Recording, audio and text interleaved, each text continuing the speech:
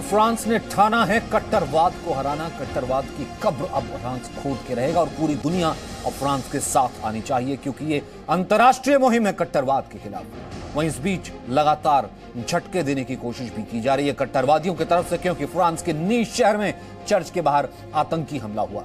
हमलावर ने चाकू से महिला की गर्दन काट दी। हमले में 3 लोगों की मौत की खबर है, कई घायल हैं। नीस के मेयर ने कहा यह आतंकवादी हमला था। नीस के मेयर ने कहा है कि हमलावर अल्लाहू अकबर के नारे लगा रहा था।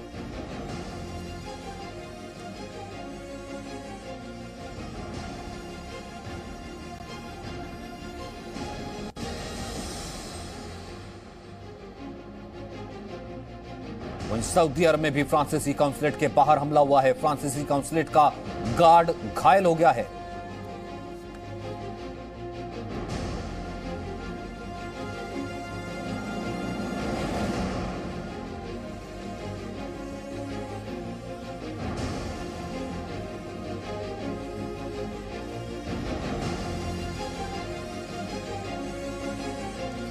वहीं मलेशिया के प्रधानमंत्री कहीं ना कहीं अगर हम कहें तो इस हमले की निंदा करने की बजाय इस हमले के साथ खड़े हुए नजर आ रहे हैं।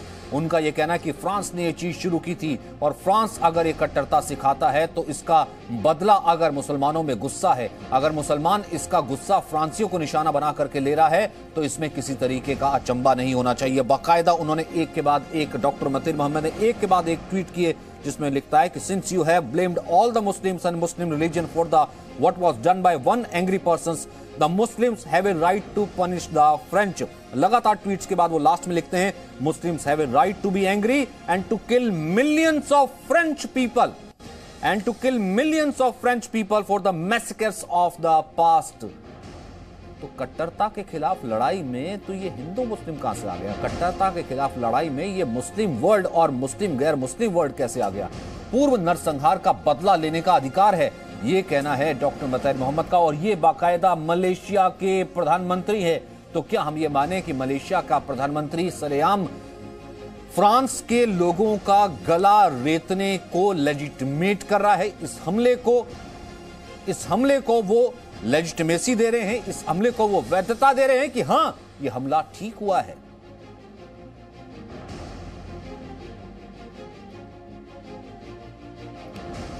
हमारे साथ इस वक्त राकेश सिन्हा मौजूद हैं, बीजेपी के राज्यसभा एमपी, बीजेपी के वरिष्ठ नेता। हमारे साथ तहसीन पूनावाला है, राजनीतिक विश्लेषक। विनोद बंसल है हमारे साथ, स्पोकपर्सन वीएचपी, राजनीतिक विश्लेषक। और हमारे साथ मौलाना अली उल कादरी हैं, इस्लामिक स्कॉलर। सबसे पहले राकेश सिन्हा, ये चल क्या रहा है?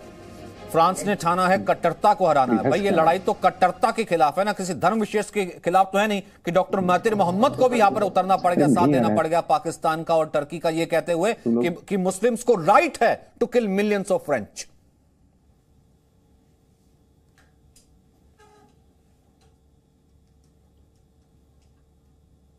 सिन्हा साहब,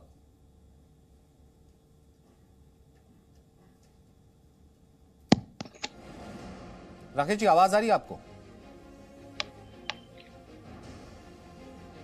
आवाज नहीं आ रही है, वहां नेट ही नहीं चल रहा है।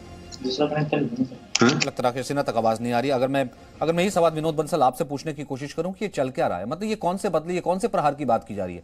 भाई फ्रांस में अगर राष्ट्रवाद से एक अपने आदमी की जान सुरक्षित रखी जाएगी, अगर वहां पर ये मैक्रों कह रहे हैं और कोई कट्टरवाद बर्दाश्त नहीं किया जाएगा, तो ये लड़ाई तो कट्टरता के खिलाफ है ना, किसी धर्म विशेष के खिलाफ कैसे हुई?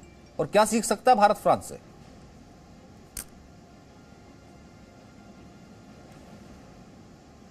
विनोद बंसल,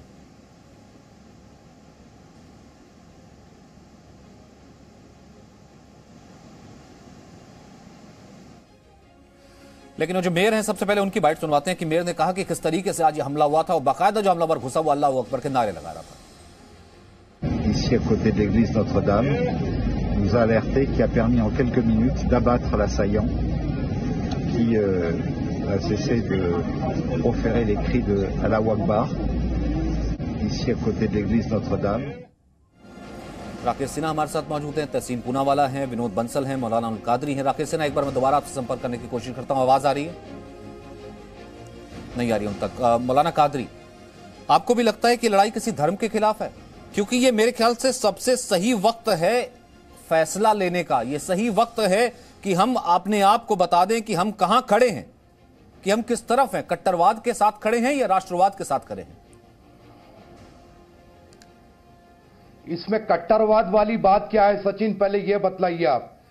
फ्रांस का प्रेसिडेंट प्रॉफिट मोहम्मद के बारे में गलत बात बोलता है, इस्लाम के बारे में गलत बात बोलता है, तो क्या हम चूड़ियां पहनकर बैठेंगे? तो मार देंगे। फ्रांस सफे हस्ती से मिल जाएगा अगर वो माफी नहीं चाहेगा। मारते रहेंगे, पूरी दुनिया को मार देंगे, बराबर मारेंगे। पूरी दुनिया को मार देंगे, नहीं पूरी दुनिया को मारेंगे। आतंकवादी आपको किसने लाइसेंस दे दिया मारने का? मारेंगे। एक बात बताइए ना, आपको किसने लाइसेंस दिया मारने का? उसको कतई नहीं छोड़ेंगे। अरे आपने वो लाइसेंस किसने दिया मारने का? बाकी धर्मों की ऐसे, बाकी धर्मों के कार्टून बना करके तब आपका जिल नहीं बढ़ता, और यहाँ पर एक कार्टून क्या बन गया? आप क्या मारेंगे क्या? बर्दाश्त करेंगे आप? नहीं, फिर क्यों कहते हैं इस्लाम शांति का धर्म है? बिल्कुल, हमारे पास कार्टून की इजाजत नहीं है। अरे फिर क्यों कहते हैं इस्लाम शांति का धर्म है?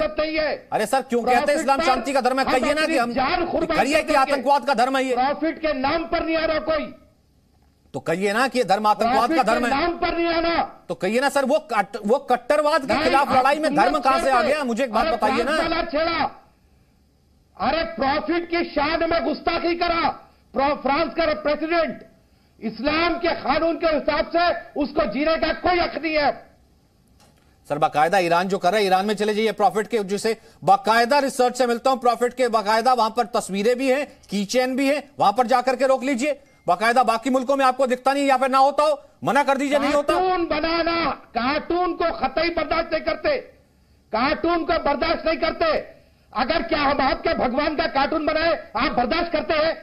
तो गोली मारेंगे। बर्दाश्त ना करते होते यहां ना बैठे होते सर। कृष्ण से लेकर लक्ष्मी से लेकर के ना जाने कितने गॉडेस कार्टून होते। हिंदुस्तान के कानून को मानते हुए एहतजाज करेंगे, और अगर आप फ्रांस का पक्ष करेंगे तो जीनूस के खिलाफ भी हम मोर्चा खोलेंगे। अरे खोलिए ना सर, किसने मना किया? हम तो कट्टरवाद के खिलाफ हैं।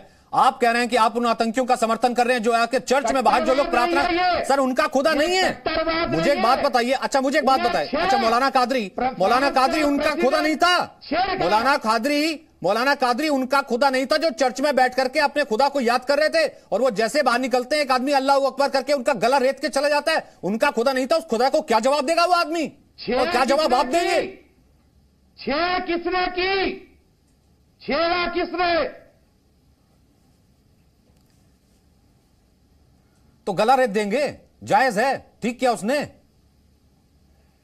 गला रेतना नहीं रेतना, जिसने रेता उससे बात कीजिए। उससे क्या बात कीजिए? वो तो हिंदुस्तान में, अरे सर उसने मुसलमानों के नाम पे रेता ना, फ्रांस का उसने मुसलमानों के नाम पे रेता, उसने मुसलमानों के नाम पे रेता। या तो आप तो खड़ा हो कि भैया जो सामने वाला जिसने गला रेता वो आतंकी है, उसकी इस्लाम में कोई जगह नहीं। या तो खड़े होकर कहिए प्रॉफिट का कार्टून बनाया गया, वहां के मुल्क के कानून के हिसाब से उस पर कार्रवाई होगी।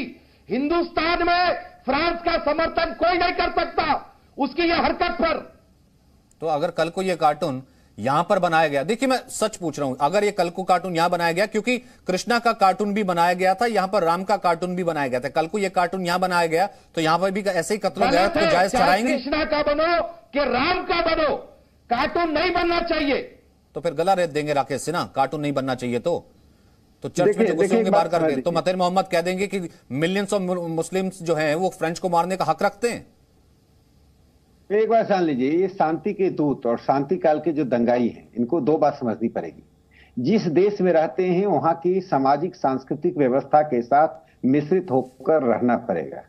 यदि आप उम्मा के कंसेप्ट को इस तरह से लागू करेंगे जैसा मलेशिया के प्रधानमंत्री ने अभी फ्रांस के मामले में कहा कि मिलियंस ऑफ फ्रेंच का गला काटा जाएगा, मैं बता दे रहा हूं कि दुनिया को वो धर्म युद्ध की तरह ढकेल रहे हैं। जैसे यूरोप में हमने पहले 30 इयर्स रिलीजियस वार देखा और लंबे लंबे समय तक युद्ध हुआ। देखिए फ्रांस की स्थिति क्या है, पूरे यूरोप में सिर्फ 5% मुसलमान है, फ्रांस में तो सिर्फ 8.8% मुसलमान है उसकी जनसंख्या का। टोटल जनसंख्या वहां फ्रांस में कितना है, करीब 57 लाख मुस्लिम हैं। फ्रांस सिर्फ 57 लाख मुस्लिम है। उसके बावजूद भी जो फ्रांस सेकुलरिज्म का एक यूरोप का जो सेकुलरिज्म है उसका जेनेसिस फ्रांस है। फ्रांस अपने आप को एक बड़ा सेकुलर नेशन मानता है, सेकुलर नेशन पर स्थापित। उस देश में यदि आप किसी बात को लेकर हिंसा को इस तरह से लेते हैं कि पूरी दुनिया में उसका इंफेक्शन कर रहे हैं, और भारत का कोई मुसलमान उसका समर्थन करेगा? मैं तो मानता हूं कि भारत के मुसलमानों में एक ऐसी भावना है जो भारतीय सभ्यता संस्कृति से मिलकर करते हैं, इसलिए भारत का मुसलमान दुनिया से अलग है। मैं चाहता हूं कि भारत का मुसलमान दुनिया को रास्ता दिखाए कि रास्ता दिखा। तो आपके साथ बैठे कादरी साहब, सुना नहीं आपने? आपने सुना नहीं? वो कह रहे कि मार दिया तो ठीक किया, एक नहीं कितने मारेंगे, कार्टून कैसे बना दिया? देखिए एक बात जान लीजिए, हिंसा का समर्थन चाहे फ्रांस में हो या भारत में, जो भी करेगा गलत करेगा। लेकिन मैं एक उदाहरण दे रहा हूं, यहां कमलेश तिवारी के साथ क्या हुआ। कमलेश तिवारी जो बोलते थे, जो लिखते थे, उससे हमारी पूरी असहमति थी, हम उनकी निंदा करते थे, जेल में थे, उनको जेल से कोई बेल लेने नहीं गया। लेकिन जिस तरह से कत्ल किया गया, जिस तरह की घटनाएं घटी हैं, वो तो क्या फ्रांस का समानांतर घटना नहीं है क्या? मैं कहता हूं मुसलमानों में जो कट्टरपंथी ताकतें हैं, जो कट्टरपंथी, और जैसे अभी कादरी साहब बोल रहे थे, जिस भाषा का उपयोग कर रहे थे, वह अस्वीकार्य है, अनएक्सेप्टेबल है कि हाँ करेंगे मारेंगे। जो मलेशिया का प्रधानमंत्री का तो वो जिनको बचाने की वहां पर कोशिश की जा रही है, जिनको बचाने की वहां पे मैक्रों कोशिश कर रहे हैं कि एक एक फ्रेंच आदमी को बचा करके रहूंगा, उसमें मुसलमान भी शामिल हैं, उसमें कुछ कट्टरवादी ऐसे हैं जो कि खड़े हो गए थे, खड़े होकर गला भी हेड कर रहे हैं, उसमें सारे मुसलमान भी शामिल हैं। तो इसमें मैं कह रहा हूं ना कि ये तो कट्टरवाद के खिलाफ लड़ाई है, और उसी दौर से तो भारत गुजर रहा है ना, तहसीन पूनावाला, कि वो हाथ जो मैक्रों की गर्दन तक, फ्रांस की गर्दन तक जा सकते हैं, वहां के लोगों की, उस टीचर की गर्दन तक जा सकते हैं, वो हाथ तो सर मेरे गिरेबां पर भी आ सकते हैं, वो तहसीन वो आपके गिरेबां को भी पकड़ सकते हैं, कल का आपका और मेरा भी गला बेहेडेड हो सकता है कि अगर इस लड़ाई में हम ना साथ खड़े हुए फ्रांस के। भारत को, और मैं मुसलमान हूं, भारत को बिल्कुल फ्रांस के साथ कंधे से कंधा मिलाकर खड़ा रहना चाहिए। मैं वज़ीर आज़म प्रधानमंत्री नरेंद्र मोदी और उनकी हुकूमत और भारत की हुकूमत को मुबारकबाद देता हूं कि फ्रांस के साथ खड़ा है। कुरान में 532 में लिखा गया है, पाक कुरान शरीफ में, कि जो व्यक्ति एक इंसान को मारता है वो सारे कायनात को, सारे इंसानियत को मारता है। इन लोगों ने, और आपके छोटे जो कादरी बादरी बैठे हुए, न इन्होंने कुरान पढ़ी है, न उन्होंने रसूल सल्लल्लाहु अलैहि वसल्लम के बारे में कुछ पढ़ा हुआ है। रसूल सल्लल्लाहु अलैहि वसल्लम जो बड़े व्यक्ति थे, वो महान व्यक्ति थे, जो एक डेमोक्रेटिक व्यक्ति थे, जिनके सामने आप डिबेट कर सकते थे। लेकिन उन्होंने किसी को, नहीं अल्लाह ताला ने किसी को, नहीं पाक कुरान शरीफ ने, नहीं हदीस ने किसी को इजाजत दी कि आप किसी को भी मारे, खास करके कोई मासूम। सूरह मैदा में अल्लाह ताला फरमाते हैं कि अल्लाह और रसूल सल्लल्लाहु अलैहि वसल्लम को फरमाते हैं कि उनका पैगाम लोगों तक पहुंचाए, अल्लाह उनकी रक्षा करेगी लोगों से। तो लोगों को कोई जरूरत नहीं है कि रसूल सल्लल्लाहु अलैहि वसल्लम की रक्षा करें, उनकी रक्षा करने के अल्लाह ताला है। आप लोग यहाँ जी न्यूज पर बैठकर जो जहर फैला रहे हो इस्लाम के नाम पर, आप ना इस्लाम के कोई प्रवक्ता हो, ना ही मुसलमानों के, नहीं भारत के, आप अपना मुंह बंद रखिए। मैं एक मुसलमान माँ का बेटा हो, भारत माता का बेटा हो, और मेरा भारत फ्रांस के साथ खड़ा रहेगा, आपको कोई अधिकार नहीं मासूमों को मारने की। ये बात एक कादरी बादरी को समझानी चाहिए। बोलिए कादरी साहब, आप बोल दीजिए, फिर उसके बाद विनोद बंसल पे जाऊंगा। किसने हक दिया आपको? नहीं, आपको हक किसने दे दिया कि किसी की जान ले लेंगे? बात तो मैं ये कहूंगा कि इसको आप कट्टरवाद का नाम ना दे। आप क्यों? ये कट्टरवाद नहीं है तो क्या है? कट्टरवाद नहीं है, फ्रांस के प्रेसिडेंट ने शुरुआत की, ये कट्टरवाद नहीं है। सर, उसने कितनों को मार दिया? फ्रांस के प्रेसिडेंट ने कितनों को मार दिया? फ्रांस के प्रेसिडेंट ने कितनों को मार दिया जो सड़क पर उतर गए लोगों को मारने के लिए? मुझे बताइए, फ्रांस के प्रेसिडेंट ने कितनों को मार दिया? फ्रांस के प्रेसिडेंट ने दोनों हाथ खोल करके कहा कि ऐसा है कि जितने यहां पर जितने रेफ्यूजी आ सकते हैं आ जाइए, जितने रेफ्यूजी आ सकते हैं आ जाइए, सड़क पर नमाज पढ़ लीजिए, आपको मस्जिदें खोलने का हक दे देता हूं। फ्रांस में मैक्रों से ज्यादा कोई लिबरल आदमी पैदा नहीं हुआ। आप उसी के गिरिबा में जा करके उसी की गर्दन काट रहे हैं उसके लोगों की, और कह रहे हैं कि हम सब जायज कर रहे हैं। नहीं, कितने आदमी मार दिए? मुझे बात बताइए, मुसलमानों के नाम पे कितने आदमी मारे फ्रांस ने?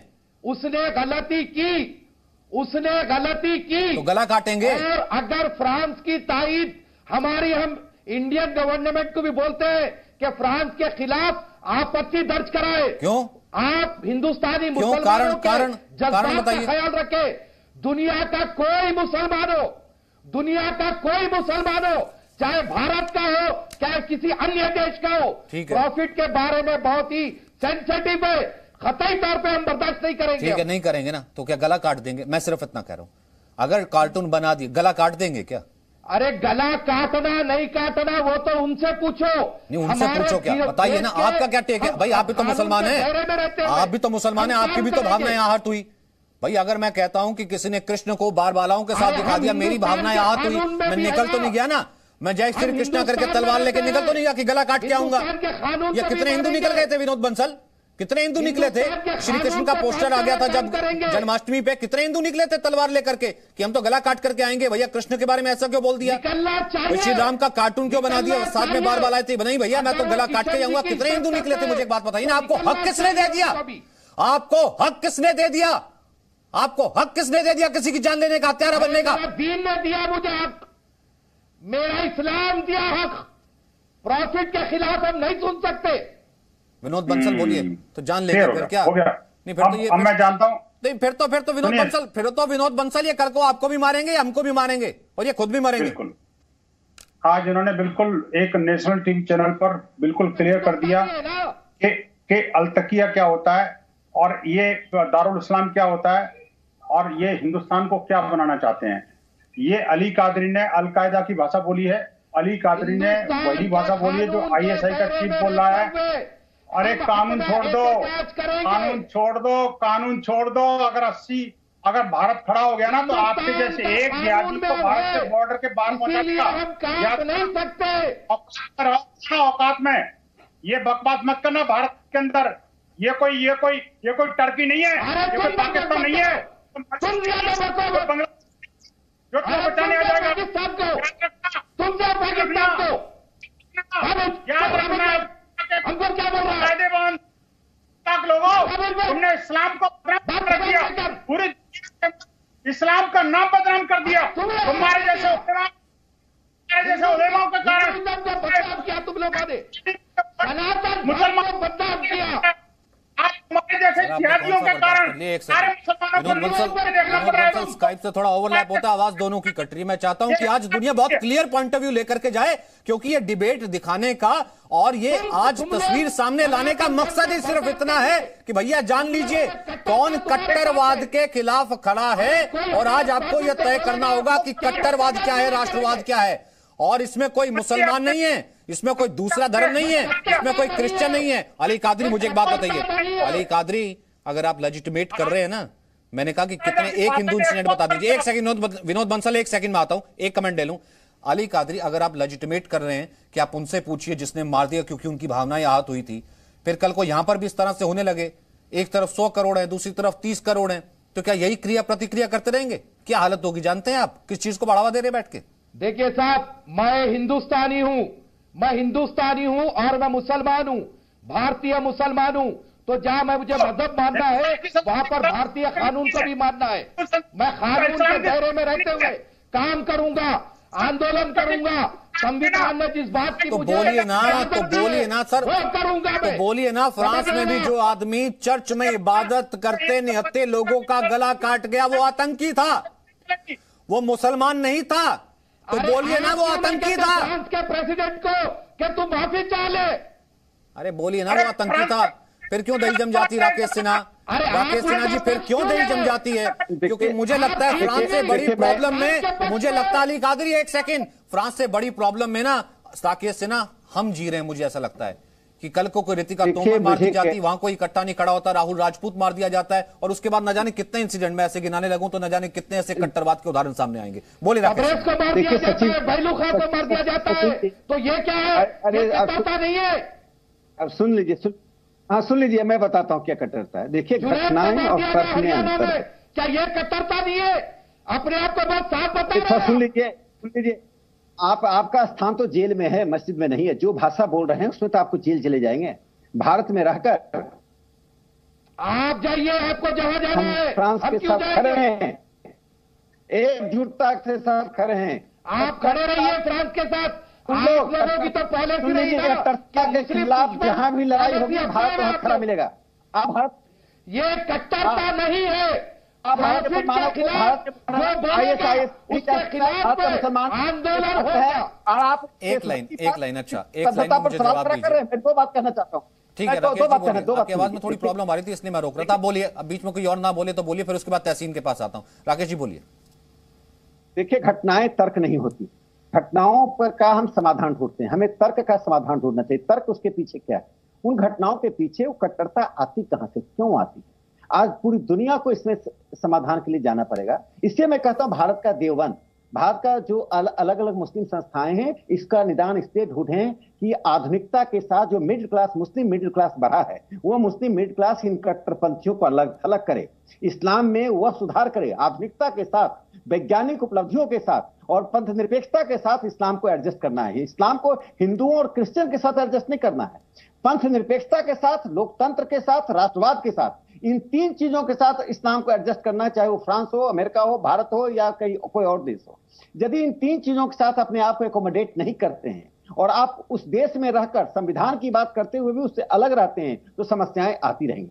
चाहे समस्या करने वाले, मैं जानता हूं 0.01% कट्टरपंथी हैं, लेकिन उसकी खामियाजा तो पूरे देश को भुगतना पड़ता है। ये ऑक्सीजन है सचिन जी, एक घटना घटती है, इसका संदेश पूरे दुनिया में जाता है, वो भय का वातावरण उत्पन्न करता है। ये घटनाओं का सिंबॉलिक महत्व नहीं है, इसका सब्सटेंशियल महत्व है।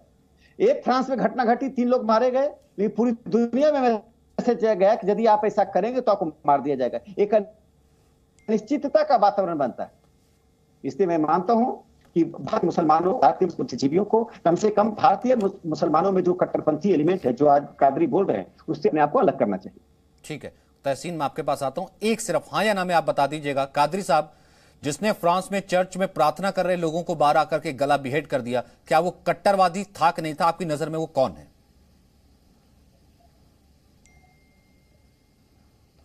देखिए साहब, मैं फिर एक बार आपको कह रहा हूं कि इसको आप कट्टरवाद का नाम ना दें। कौन है वो? फ्रांस के प्रेसिडेंट ने वो कौन है? मैं उस आदमी की पूछ रहा हूं, मैं उस आदमी की पूछ रहा हूं जिसने चर्च ने तीन आदमियों को मार दिया। वो आदमी कौन है?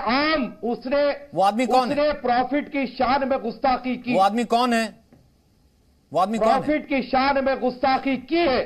और फ्रांस के प्रेसिडेंट को चाहिए कि वो सारी इस्लामी दुनिया से माफी चाहे ताकि ये विवाद खत्म हो जाए। हम ये मांग कर रहे हैं और हमारी इंडियन गवर्नमेंट से भी ये डिमांड कर रहे हैं कि फ्रांस के खिलाफ आप अपनी आपत्ति दर्ज करवाइए, पूरी दुनिया को मार देंगे। ठीक है तहसीन, आप बोलिए, फिर उसके बाद एक ब्रेकिंग आ रही पाकिस्तान से, वो मैं बताऊंगा। तहसीन अपना कमेंट दीजिए। संक्षेप में मैं 2 चीज बोलूंगा।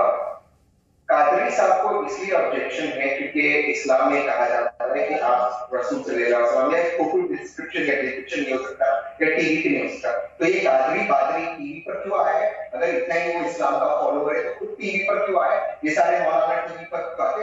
अरे छोड़िए साहब, ये लोगों ने ना इस्लाम पढ़ाए, न रसूल सल्लल्लाहु अलैहि वसल्लम को पढ़ाए, न उन्होंने कुरान पढ़ाए। ये बस कट्टरपंथी है, इस्लाम इसकी इजाजत नहीं देता, आप मासूमों को नहीं मार सकते। ये इस्लाम नहीं, इस्लाम का ऑपोजिट है। और कादरी यहाँ पर फंडामेंटलिज्म फैला रहा है, ना कि इस्लाम। खुद टीवी से चला जाएगा, कहता है कि इस्लाम में ये अलाउ नहीं होते हैं, तो खुद क्यों आ रहे टीवी के ऊपर? कोई जवाब नहीं होगा इनके पास। लेकिन एक ब्रेकिंग आ रही है, वो मैं आपको ले लेता हूं। पाकिस्तान के विदेश मंत्री, पाकिस्तान को भी बहुत दर्द हो रहा था, वो भी कह रहा था कि दुनिया कुरान के खिलाफ खड़ी हो जाए। वहीं पाकिस्तान के विदेश मंत्री शाह महमूद कुरैशी का पाकिस्तान संसद में इस्लामोफोबिया का नया बयान आया कि इस्लामोफोबिया का ट्रेंड राइजिंग ट्रेंड है। विरोधियों का कहा कि इसमें नरेंद्र मोदी की रूह आ गई है और ये जो ट्रेंड है, ये इस्लामोफोबिया का नया राइजिंग ट्रेंड है। आज जनाब स्पीकर, बलोचिस्तान में खड़े होकर इनके प्लेटफॉर्म से बलोचिस्तान की आजादी के नारे लगे। शर्म आनी चाहिए तुम्हें, शर्म आनी चाहिए तुम्हें। तुम पाकिस्तान की बात करते हो। आज मुझे लगता है और मुझे कहने दीजिए, नरेंद्र मोदी की रूह इसमें मुंतकिल हो गई है। वहीं पाकिस्तानी सरकार के मंत्री फवाद हुसैन की सफाई आई है कि हम आतंकवाद की निंदा करते हैं। फवाद हुसैन ने कहा है कि हमारे विमान युद्धक प्रतिष्ठानों को निशाना बनाते हैं, हम निर्दोष लोगों की हत्या करके बहादुरी नहीं दिखाते। ये वही फवाद हुसैन है, कुछ देर पहले पीठ थपथपा रहे थे और खुद कह रहे थे कि पुलवामा में हमने हमला किया, घर में घुस करके मारा। यानी एक आतंकवादी हमले का सेहरा जब खुद के सिर पर वहां का मंत्री बांध रहा है, तो पूरी दुनिया को तो ये बता रहा है ना कि हमसे बड़ा आतंकी कौन हो सकता है साहब। पुलवामा आतंकी हमले को वो बड़ी कामयाबी बता रहा था। लेकिन राकेश सिन्हा, उनको दर्द किस चीज का था? फिर उसके बाद विनोद बंसल, इनको दर्द किस चीज का है? मातिर मोहम्मद कह रहे हैं कि देखिए, मातिर मोहम्मद कह रहे हैं कि मिलियंस भी मार देंगे फ्रांस के, तो भी कोई बात नहीं है। कादिर साहब अलग जुबान बोल रहे हैं। नहीं, एक मैं बता रहा हूं जो अभी पाकिस्तान की घटना बताई। देखिए, बलूचिस्तान के लोगों को ये विश्वास है कि भारत की मदद से वो उनको स्वायत्तता और मानवाधिकार हासिल होगा। जिस तरह से उनके मानवाधिकार का हनन हो रहा है, वो बलूचिस्तानियों की जो हालत पूरी दुनिया में हो रही है, वो एक तरह से बात स्वरूप है। इसलिए आज नरेंद्र मोदी जी की तो एक संकल्प शक्ति है, उसका प्रदर्शन हुआ। उसी से ये घबराए हुए कह रहे हैं कि इस प्लेटफॉर्म से नरेंद्र मोदी जी का रूह आ गया। मैं एक बात साफ कहना चाहता हूं। देखिए, कट्टरवाद के खिलाफ पूरी दुनिया एक साथ खड़ी है। और भारत के मुसलमानों में या दुनिया के मुसलमानों में जो मध्यम वर्ग है उसको न्यू सेकुलरिज्म, नए धर्मनिरपेक्षता की खोज करनी पड़ेगी। अपने कुरान में, अपने हदीस में देखना पड़ेगा कौन सी बातें हैं जो आधुनिकता, वैज्ञानिक उपलब्धियों और समाज के अन्य लोगों से उसे अलग कर देती है। यदि इसका समाधान नहीं निकालेंगे, घटनाओं का समाधान निकालेंगे तो वो तर्क बना रहेगा और तर्क के आधार पर घटनाएं घटती रहेंगी। तो भैया कट्टरता भारत में कहां ज्यादा है? आज अगर मेरा गिरेबां है, कल विनोद बंसल आपका गिरेबां और परसों कादिर साहब की हो सकता है जी। अगर बैठ के कहते रहेंगे हुआ तो हुआ, प्रॉफिट का कार्टून बनाएंगे। यहाँ तो कार्टून फिर ये कृष्ण का बनाते नहीं थकते इनके लोग, फिर तो तलवार के बदले तलवार और आंख के बदले आंख। विनोद बंसल लास्ट कमेंट, फिर तहसीन वक्त रहेगा तो आता हूँ। विनोद बंसल, देखिए एक बड़ी महत्व की बात यह है कि अगर भारत के अंदर भी अगर कट्टर था इस हद तक बढ़ रही है कि अली कादरी जैसे लोग जिसको कि आप रेस्पेक्टिव गेस्ट कह करके टीवी चैनल के डिबेट में बिठाते हो, वो अगर इस्लामिक जिहाद को पनपाएंगे और वो अली कादरी जो अलकायदा की भाषा बोलेंगे और ISI की भाषा बोलेंगे, तो आखिरकार ये भारत के मुसलमानों के अंदर क्या जाएगा, ये बात समझने की एक बात। दूसरी बात, ग्लोबल पर्सपेक्टिव जो इस्लाम का बन रहा है उसको ही तो ये प्रमोट कर रहे हैं और क्या कर रहे हैं, ये अपना नुकसान कर रहे हैं, हमारा कोई नुकसान नहीं करने वाले, ये बता दूंगा आपको मैं। और दूसरी बात ये मैं पूछना चाहता हूँ, आखिरकार वो जो फ्रांस के राष्ट्रपति ने ऐसा कौन सा शब्द प्रयोग किया जिसकी वजह से इनकी आत्मा और इनकी रूह कांप गई? आखिरकार कौन सा पैगंबर मोहम्मद साहब को गाली? नहीं, बिल्कुल ये कहते हैं कि कार्टून से हमारी जो है भावनाएं आहत होगी, हम चाकू लेकर के निकल गए और पूरी दुनिया में मारकाट ऐसे मचा देंगे। लेकिन अगर देखा जाए तो एक क्रांति उस वक्त फ्रांस की शुरू हुई 1789 की, और एक ये 2020 की क्रांति कट्टरता के खिलाफ। तभी हम ये कह रहे हैं कि मैक्रा तुम बढ़े चलो, मोदी तुम्हारे साथ हैं, हर देश तुम्हारे साथ होना चाहिए, क्योंकि ये कट्टरता जो है आज अगर फ्रांस में है, कल हमारे देश में भी होगी, भारत में भी है, और कल आपका और हमारा गिरेबां भी हो सकता है। खबरों को आगे बढ़ाएंगे, फिलहाल मेरे साथ इतना ही। अदिति आ चुकी है। शुक्रिया सचिन। अगले बुलेटिन की शुरुआत करें उससे पहले नजर डालते हैं इस वक्त की हेडलाइंस पर।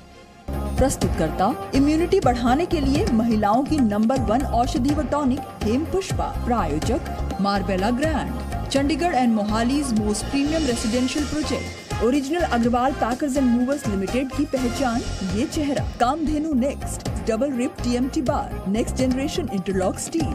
Wembley paints and chemicals. जनाब, आपको क्वालिटी चाहिए तो सिर्फ वेम्बले पेंट ही लगाइए। नाकबंद, छींके, साइनस कंजेशन के लिए बैक्सन्स होम्योपैथी की एलर 8+ अपनाएं। Make your bathroom a dream bathroom. Corsa, shapes to inspire. और फूलों के पराग और प्रकृति के सैकड़ों पोषक तत्वों से भरपूर पतंजलि हनी।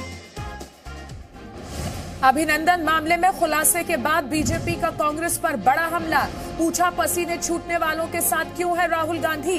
पाकिस्तानी सांसद का दावा, भारत के हमले के डर से पाकिस्तान ने अभिनंदन को किया था रिहा। पुलवामा आतंकी हमले पर कबूलनामे के बाद पलटा पाकिस्तान। फवाद हुसैन ने कहा, हम करते हैं आतंकवादी हमले की निंदा। पहले पुलवामा आतंकी हमले को बताया था इमरान खान सरकार की बड़ी उपलब्धि। फ्रांस के नीस शहर में चर्च के बाहर चाकू से हमला। हमले में 3 लोगों की मौत, कई जख्मी। हमलावर को किया गया गिरफ्तार। नेशनल असेंबली में रखा गया मौन। हमले के वक्त अल्लाह अकबर का नारा लगा रहा था हमलावर। मलेशिया के पूर्व प्रधानमंत्री महातिर मोहम्मद का विवादित बयान। मुसलमानों को है नाराजगी जाहिर करने का है अधिकार। कहा, मुस्लिमों को है पहले हुए नरसंहार के बदले फ्रांस के लोगों की हत्या करने का अधिकार। दिल्ली में प्रदूषण रोकने के लिए केंद्र सरकार का बड़ा फैसला। एयर क्वालिटी मैनेजमेंट आयोग बनाने के लिए अध्यादेश। प्रदूषण फैलाने पर 5 साल की जेल और 1 करोड़ के जुर्माने का प्रावधान। मुंगेर हिंसा मामले में बड़ी कार्रवाई। सरकार ने मुंगेर के डीएम और एसपी को हटाया। प्रदर्शनकारियों ने आज एसपी ऑफिस में लगाई थी आग। सोमवार को मूर्ति विसर्जन के दौरान फायरिंग में बच्चे की मौत से नाराज हैं लोग।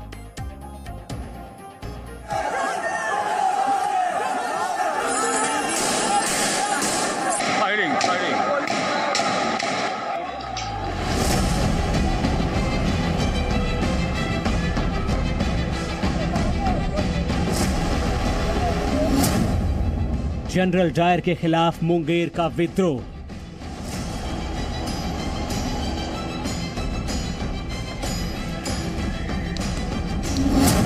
मुंगेर में फायरिंग की आग कब बुझेगी?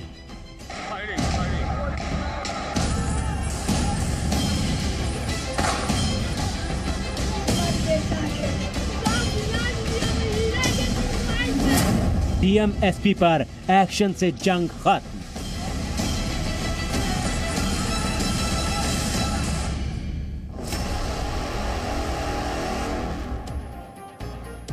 नमस्कार, जी न्यूज देख रहे हैं आप। मैं हूं अदिति अवस्थी। शाम के 6:30 बज चुके हैं और बुलेटिन की शुरुआत इस वक्त की सबसे अहम खबर के साथ करते हैं। मुंगेर हिंसा मामले में बड़ी कार्रवाई हुई है। मुंगेर के डीएम और एसपी को हटाया गया है। चुनाव आयोग ने मुंगेर के डीएम और एसपी को हटाया। मुंगेर में भीड़ ने पुलिस की गाड़ियों में आग लगाई, पुलिस अधीक्षक के दफ्तर में तोड़फोड़ की और थाने के बाहर कई गाड़ियों को जलाया।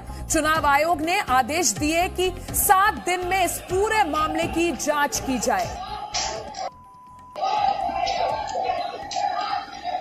मुंगेर हिंसा की तस्वीरें आपको दिखा रहे हैं और इस मामले में एक बड़ी कार्रवाई हुई है। बड़ी कार्रवाई करते हुए चुनाव आयोग ने मुंगेर के Presenting B News app available on Google Play and App Store. Download it now.